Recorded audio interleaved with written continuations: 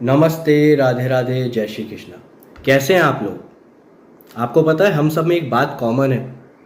हम सबका एक सपना है कि हमारा खुद का घर हो। आज इसी से रिलेटेड 10 इम्पॉर्टेंट पॉइंट्स मैं आपको इस वीडियो में बताने जा रहा हूँ। Please do like, subscribe and share my channel in case you really like to view and watch informative content. Thank you. अब आप जब भी कोई अंडर कंस्ट्रक्शन फ्लैट परचेज करने जा रहे हैं या किसी अंडर कंस्ट्रक्शन प्रोजेक्ट में इन्वेस्ट करने जा रहे हैं तो आपको इन 10 बातों का ध्यान रखना है। सबसे पहले, उस डेवलपर या बिल्डर का आपको रेरा की वेबसाइट पे जाके आपको डिटेल्स चेक करनी है। उनका रजिस्ट्रेशन नंबर आपको डाल के वहाँ पे सारी डिटेल्स देखनी है कि प्रोजेक्ट कहाँ है, प्रोजेक्ट लिस्टेड है या नहीं है, प्रोजेक्ट की लोकेलिटी किधर है, प्रोजेक्ट का कंस्ट्रक्शन टाइमलाइंस क्या है। ये सब डिटेल्स आपको वेरीफाई करनी है जो कि आपको बिल्डर ने बताई है। सेकंड, अब आपको उस बिल्डर के टाइटल रिलेटेड डॉक्यूमेंट देखने हैं। वो प्रॉपर्टी का वो ओनर है या नहीं है उस लैंड का, तो आपको ये सब वेरीफाई करना है। वो टाइटल डीड या फिर सील डीड आपको मांगनी है बिल्डर से और ये आपको वेरीफाई करनी है। थर्ड इम्पॉर्टेंट पॉइंट, आपको वो एग्रीमेंट जो आपका और बिल्डर के बीच में एग्जीक्यूट होगा उस एग्रीमेंट को वेरीफाई करना है। उसकी टर्म्स जो है आपको वो पढ़नी है बहुत ध्यान से। टर्म्स में सब चीज़ मेंशन होगी कि पेमेंट का क्या स्केड्यूल है, कब कब पेमेंट होगा, किन फेसेस में होगा, डिले पेमेंट होता है तो क्या होगा, और डिफ़ॉल्ट होता है अगर कंस्ट्रक्शन में तो क्या होगा। रिफ़ंड के केसेस मेंशन होंगे वहाँ पे कि रिफ़ंड कब मिल सकता है। तो ये सारी चीज़ें आपको बहुत ध्यान से पढ़नी है उस एग्रीमेंट में।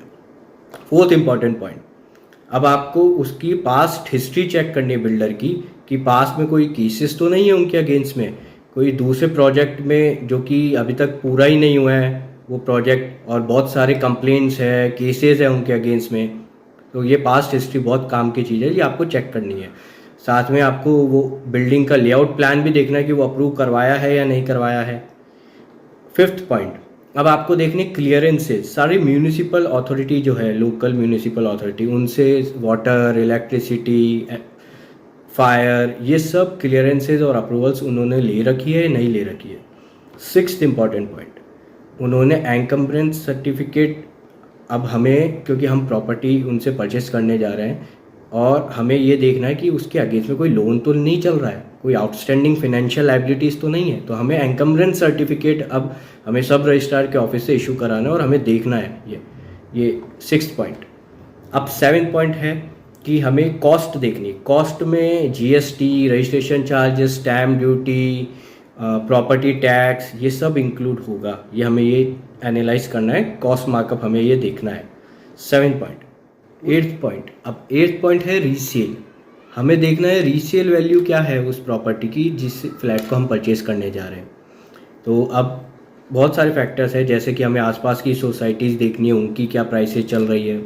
हमें देखना है रोड कनेक्टिविटी कैसी है, पब्लिक ट्रांसपोर्ट कैसा है वहाँ पे, उस एरिया में कमर्शियल स्टैब्लिशमेंट्स है या नहीं है, मॉल्स है, मार्केट्स है, और स्कूल्स, यूनिवर्सिटीज़, ये सब है या नहीं है। तो इन सब चीज़ों पे वो डिपेंड करती है वहाँ की वैल्यू क्या चल रही। अब नाइन्थ पॉइंट है, हमें देखना बैंक लोन। बिकॉज अगर हम बैंक लोन इसलिए देखना है क्योंकि फॉर एन एग्जांपल हम ईएमआई पे परचेस करने वाले, करेक्ट। अब हमें देखना है कि वो डेवलपर जो है उसके पास कौन कौन से बैंक रजिस्टर्ड है। जितने ज़्यादा बैंक रजिस्टर्ड है लोन देने के लिए, उससे ये पता लगता है कि उसकी जो कंप्लाइंसेस है डेवलपर की वो उसने फुलफ़िल कर रखी है। हमें रिस्क कम है क्योंकि बैंक बहुत ड्यू डिलीजेंस करने के बाद ही लोन देता है।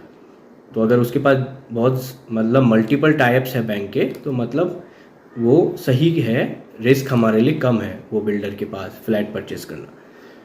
10th पॉइंट, अब हम देखते हैं कि प्रोजेक्ट कंप्लीट हो गया। अब एंड में हमें बिल्डर 2 डॉक्यूमेंट देता है जो कि सबसे इंपॉर्टेंट है।